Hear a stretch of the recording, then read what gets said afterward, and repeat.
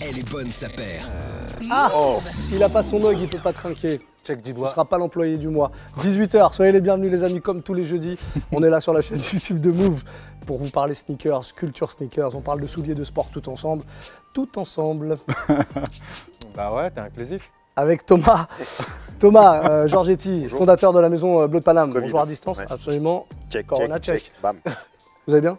Très bien. Et Très vous-même? bien, merci, ça va magnifiquement bien. Clems, le grand boss de Foot Patrol, le CEO de Foot Patrol, la boutique parisienne. Rappelons l'adresse très rapidement. 45 rue du Temple quand on aura ouvert. Exactement. Rappelez l'adresse, ça ne sert pas à grand chose. Il y a le site internet sinon et une appli qui marche formidablement bien, on tient à le préciser. Sega, grand bavardeur avec nous. Tous les jeudis, 18h, voilà, on fait un petit détail. Alors de temps en temps, on parle actu. Aujourd'hui, ce sera un dossier. Le dossier chaud du jour, les nouveaux jobs de la sneaker. Le dossier chaud. Bon, et avant de démarrer, évidemment, on remercie ceux qui nous accueillent chaque jeudi ici à 18h, la place hip-hop, centre culturel hip-hop à Paris, en plein cœur de Châtelet.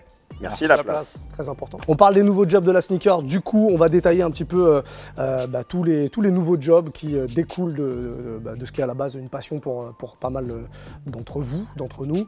On va démarrer avec, je pense, ce qui est l'activité la plus connue, en tout cas du grand public, le resell. Les resellers, il y en a pas mal. On a d'ailleurs fait l'année dernière un dossier spécial avec le grand Larry Deadstock. L'émission est toujours dispo, allez la checker hein, dans la liste, la petite playlist des émissions Elle est bonne sa paire que vous avez sur la chaîne YouTube de Move, qu'il faut d'ailleurs suivre, c'est très important. Qui me parle du resell? Tiens, Clems, parce que toi tu es un vendeur. Ouais. Toi tu es un retailer, un C'est ça. retailer. Je suis un retailer, effectivement. Est-ce que c'est les ennemis, les resellers, ou vous vous complétez finalement? Non, il n'y a ni ennemi ni ami en vrai. Il y a pas d'embrouille. Non, mais en vrai, on est sur deux business qui sont entre guillemets complémentaires. Soyons honnêtes. Les resellers se fournissent bien quelque part. Donc il faut bien qu'ils aillent chez les retailers. Donc c'est nos clients quelque part. Et puis eux, ils font leur business derrière, quoi. Donc, Est-ce que vous avez des arrangements avec certains resellers? des boutiques en ont forcément. Parce qu'il faut bien qu'ils se fournissent quelque part quand ils se fournissent en quantité.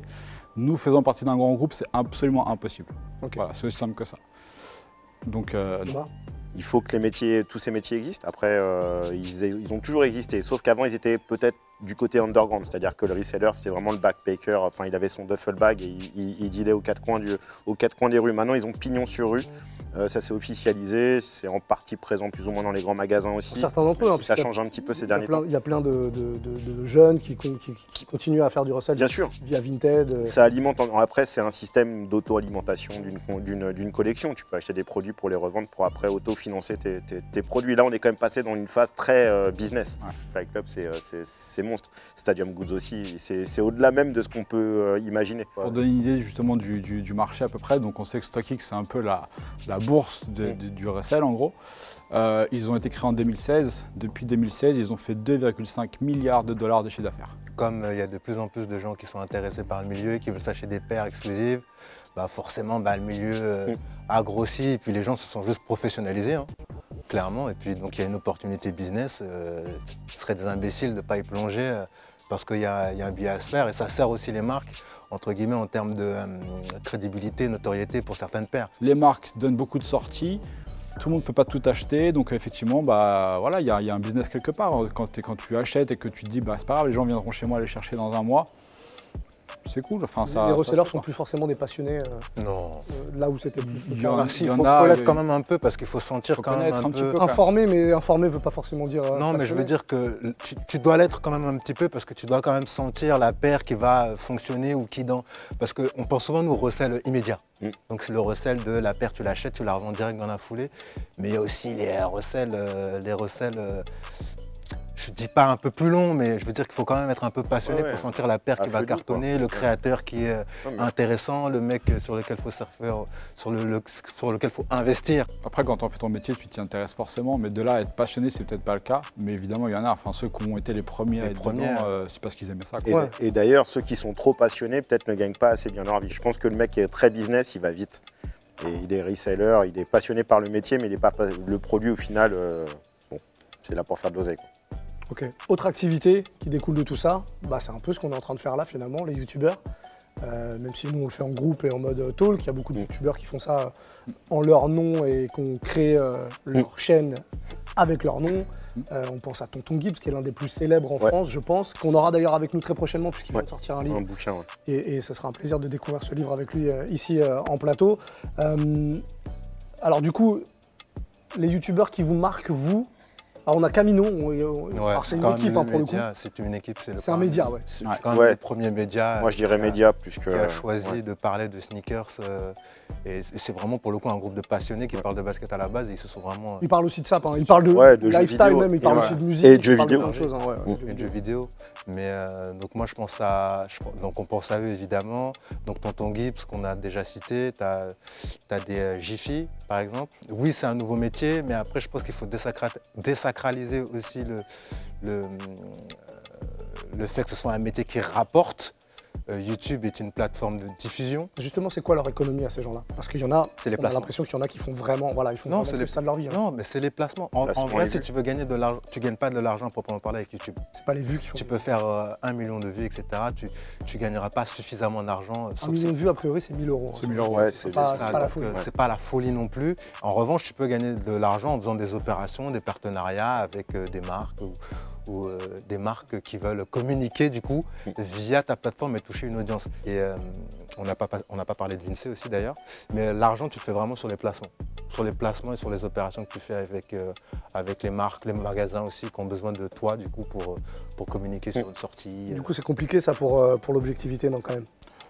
D'une part, ça peut être dangereux. Après, il y en a qui vont avoir une éthique aussi, qui vont parler que de produits qu'ils aiment ou qui vont pas hésiter à bâcher des produits qu'ils n'aiment pas. Après, en vrai, comme on disait, avec une opération marketing, même si c'était relativement gros, là je pense que Camino, on est sur une échelle au-delà, mais quand tu es un youtubeur en solo, au mieux, tu vas avoir ta consommation personnelle. Après, tu vas pas remplir ton frigo avec ça, quoi. Tu vas remplir tes étagères peut-être, mais pas ton frigo, quoi. On va partir sur une activité qui est très très ancienne, certainement la plus ancienne, le custom. Oui, déjà le terme, c'est de customiser, c'est d'apporter sa touche sur un produit déjà existant et de le transformer et de le mettre à sa sauce. Rien que le fait de changer un lacet sur une paire de chaussures, tu es déjà dans le custom, même si c'est la phase la plus basique, mais déjà c'est de s'approprier quelque chose. Donc oui, effectivement, ça c'est rentré dans les mœurs. Après, les marques l'ont bien compris parce que tu as les programmes qui vont avec. Donc tu as les programmes online, que ce soit Nike ID depuis 1999, qui a été un des premiers à être online. Adidas aussi avait lancé aussi un programme assez tôt pour pouvoir aller sur de la customisation personnelle. Et puis ça, c'est la partie industrielle et la partie marque. Et puis après, à côté de ça, tu as SBTG, Sabotage, tu as des figures emblématiques dès les années 90, début 2000, qui sont arrivées dans la personnalisation de chaussures.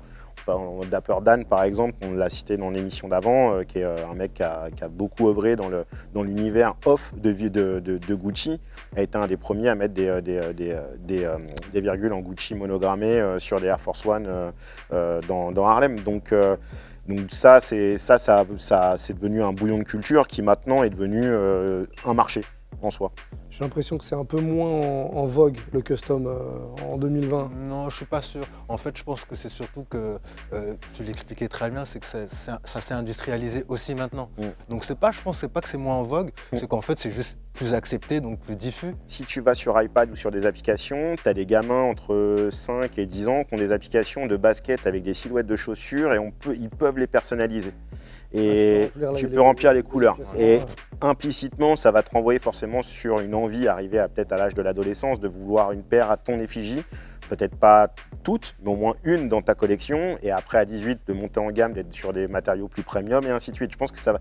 On est dans la culture du même à notre niveau, en fait. DIY et du personnalisé. C'est quoi les grands noms du custom là en France ou même dans le monde, les gens qu'on peut suivre si SBTG, jamais... clairement. Ouais, moi j'ai en tête SBTG, Sabotage Singapour, qui est un des plus anciens. Dans les autres noms Sur YouTube, tu as AT Custom aussi, qui fait pas mal de custom de paires. Il part d'une paire qui est parfois même hype et qui modifie.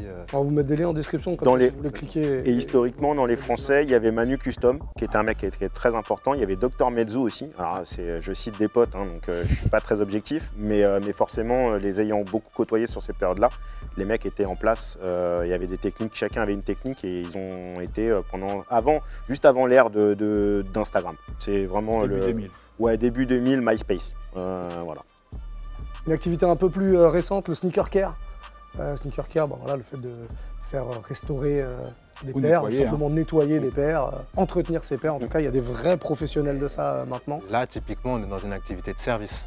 pour le coup. Donc moi je compare ça un peu comme dans le milieu, pour le coup dans le milieu de la chaussure, des souliers, où en fait il y a de plus en plus de consommateurs, il y a des flemmards comme moi, et tu as besoin un peu à un moment surtout quand tu as une paire qui coûte cher, de prendre soin de ta paire, tu n'as pas le temps de t'en occuper, tu la confies à quelqu'un, ils font ça très bien. Et puis les mecs, j'ai vu des choses, c'est incroyable, ils te sauvent des paires vraiment, tu vois. Donc l'idée aussi qu'une paire, c'est quelque chose tu qu'on peux la garder sur la longueur, et c'est pas jetable. Et comme tu parles de souliers. Je pense qu'on est vraiment. Ouais, on est dans le même parallèle, effectivement. Et donc forcément, il y a tous les gens de plus en plus de paires, donc ils ont aussi envie d'en prendre soin, quoi. Donc, ça marche vraiment? Alors en France, je sais pas, mais je sais que le modèle a été lancé par Jason Mark, donc qui est la fameuse marque de nettoyage de baskets, enfin d'outils pour nettoyer les baskets. On peut trouver en vente évidemment chez Foot Patrol. Évidemment. Et qui pour le coup était le premier vraiment à monter sa boutique, en fait, son espèce de pressing à chaussures à LA. Et pour le coup, ouais, ça cartonne. Et je pense que c'est ce qui a donné des idées à des gens un peu partout dans tous les pays ailleurs. Là, c'est plus compliqué parce que lui, il fabrique ses propres produits. Donc, il a quand même une expertise, une crédibilité qui sont là en plus. Maintenant, voilà, il y a plein de gens qui le font et je pense que ça marche bien.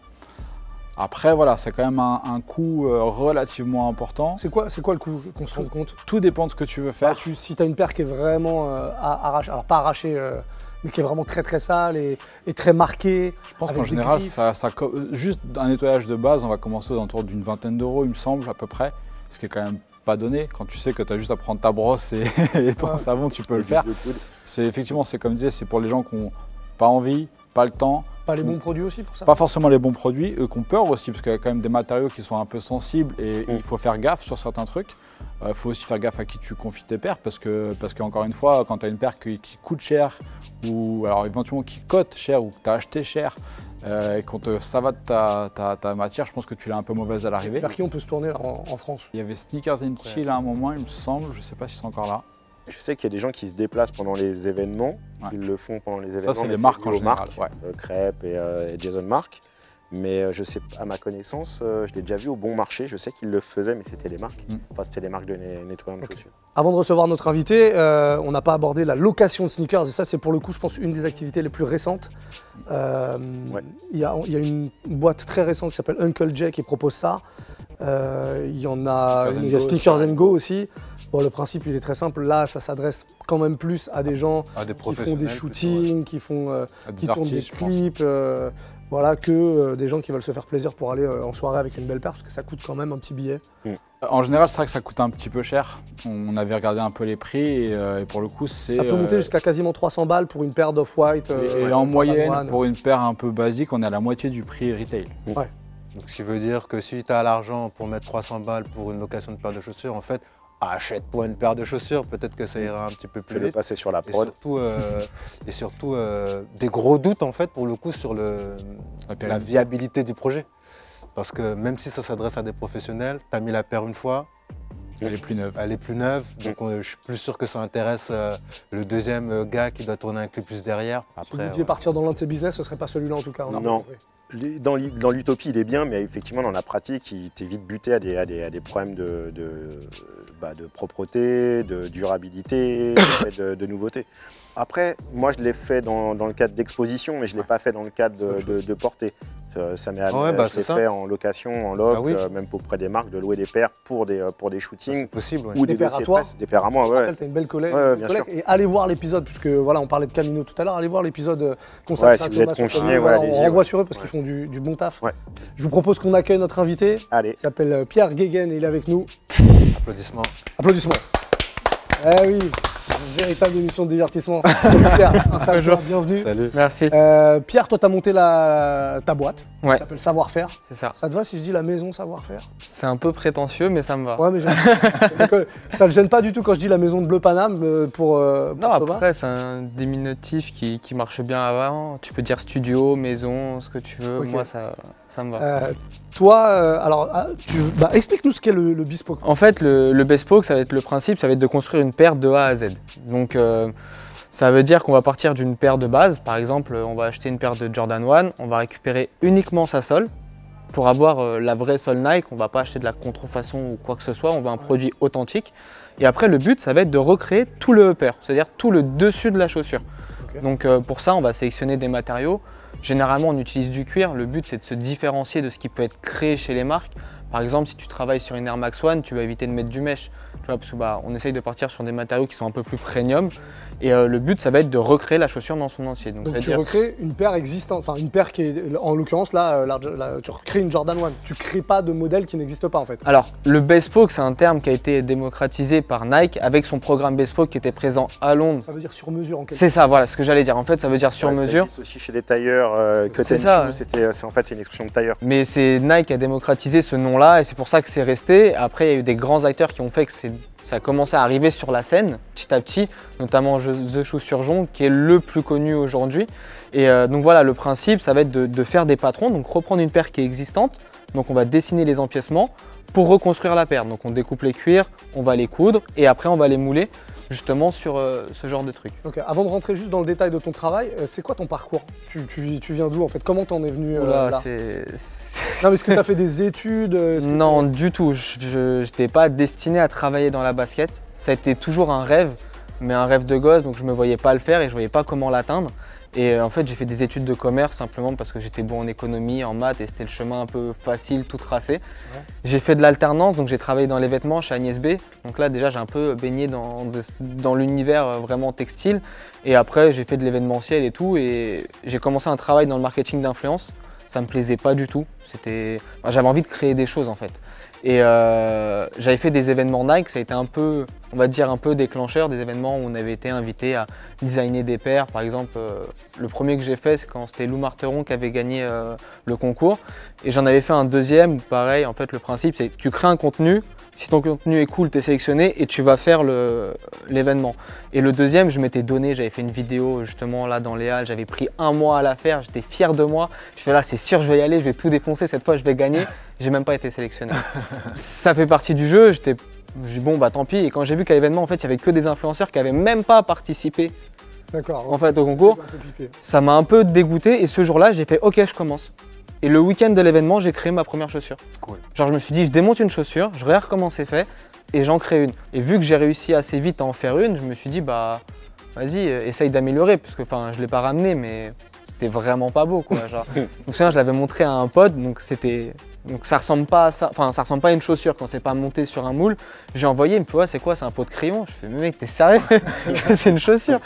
Et enfin voilà, moi j'étais grave fier de mon truc et mes potes ils rigolaient un peu. Et après bah, le soir, en fait, en rentrant du travail, vu que j'avais totalement décroché, genre à 18 h j'étais parti et je rentrais chez moi et je travaillais.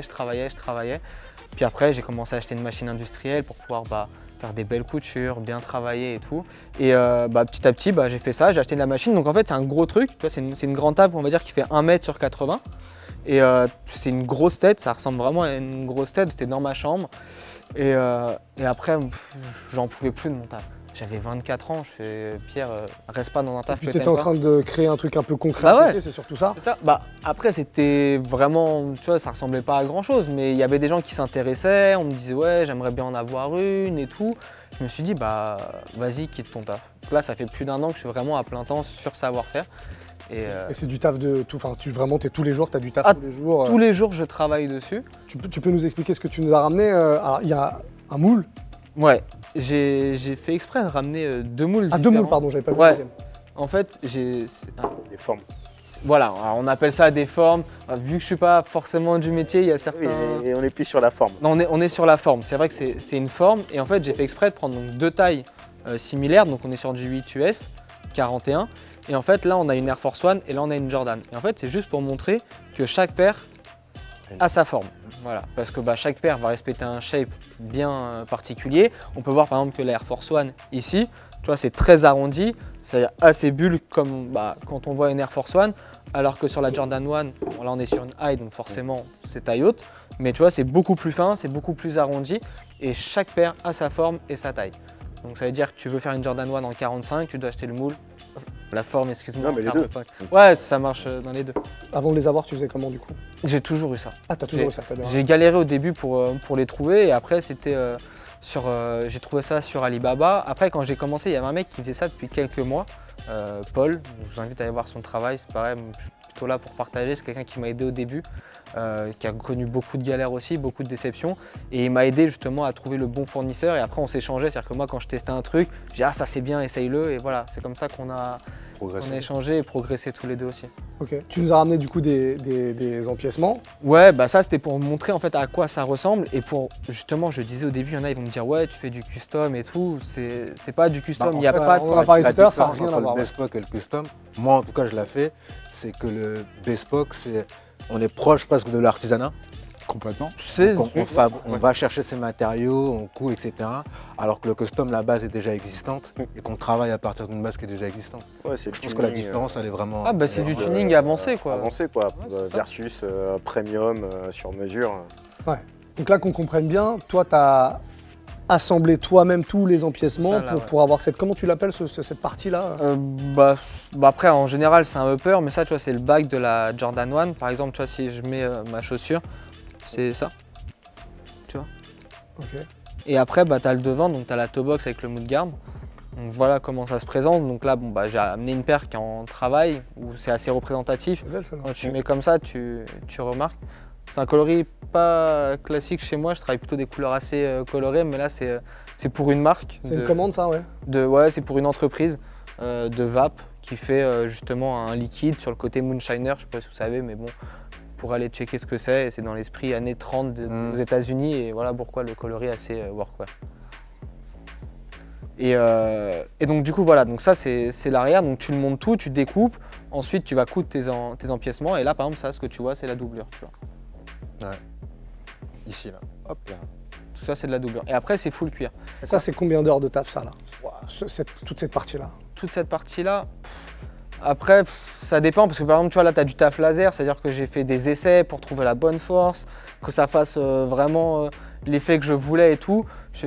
Une paire en entier j'en ai à peu près pour 35-40 heures. Ton training pour piquer, ça a été quoi? Tu as directement piqué sur les chaussures ou avant tu t'es entraîné quand même à piquer sur des boulots, des chutes? En fait, je trouve que piquer sur une chute, c'est cool, mais c'est pas la bonne chose à faire parce que t'as pas le risque. T'as pas le risque. Ouais. C'est exactement ça, parce que tu peux dire, vas-y, je suis sur une chute, je m'en fous que je fasse un rond, une ligne droite, si c'est raté, c'est pas grave. Que quand tu as déjà 5 ou 6 heures de découpe, si tu rates ta couture, tu es un peu dégoûté. Donc c'est là où... Voilà, non mais c'est bien. Attention.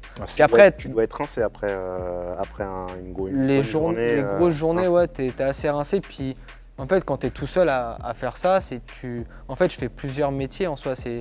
La découpe, enfin, le patronage, c'est un métier. La découpe, c'est un métier.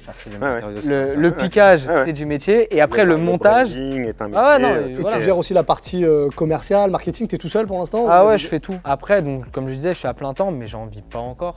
Enfin, comme toute entreprise, tu mets 2 à 3 ans avant d'être vraiment rentable. Et puis ça reste, c'est un prix. Justement, c'est pour ça que je fais bien la différence entre custom et le bespoke. Donc déjà, il y a le temps de travail, mais il y a les matières. Il y a des matériaux où tu en as pour très très cher. Du coup, ça coûte combien à peu près sur une paire comme ça, parce que j'imagine que c'est celle-là comme on l'a bien en... Ma tarification, elle est assez simple, je l'ai simplifiée. Au début, je me suis un peu cherché, pas le même prix en fonction des modèles et tout. Maintenant, un projet, c'est 950 €. Donc tu commences à 950. Et après, si tu me demandes... Ça comprend 4 cuirs différents. Enfin, 4 à 5 cuirs différents. Sur des cuirs basiques, c'est-à-dire du veau ou de la vache, ce genre de choses. Qu'est-ce qui va faire qu'on va... La personnalisation. Par exemple, là, j'ai envie de me spécialiser un petit peu dans le laser, c'est ce que je porte au pied aujourd'hui. Donc ça, c'est une paire, en gros, les empiècements, avant même de les coudre, j'ai tout laserisé. C'est-à-dire que j'ai pris un motif Paisley, que j'ai vectorisé, que j'ai envoyé à la machine et que j'ai tout laserisé. Du coup, quand tu me demandes une paire full laser, dis-toi, t'en as minimum pour 200 € en plus, parce que c'est peut-être 6 heures de... Non, j'abuse, peut-être 4 à 5 heures de laser, de taf laser. Mais aussi, il faut que je travaille le dessin, que je le vectorise, que je détourne les empiècements. Calculer la densité.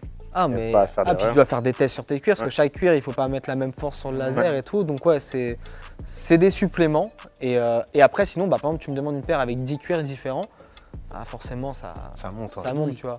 Comment tu fais du coup pour garder, entre guillemets, conserver ton originalité? Est-ce que tu t'interdis par exemple de refaire un modèle qui a déjà existé? Ouais, je m'interdis beaucoup de choses. Ça après, c'est un peu de l'éthique, on va dire.